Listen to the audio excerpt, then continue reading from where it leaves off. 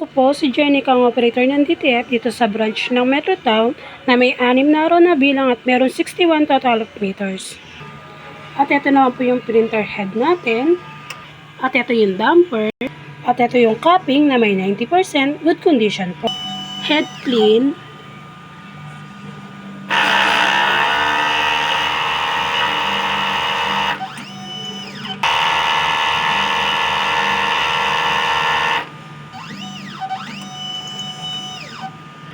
After natin mag-head clean, punasan natin ng wiper.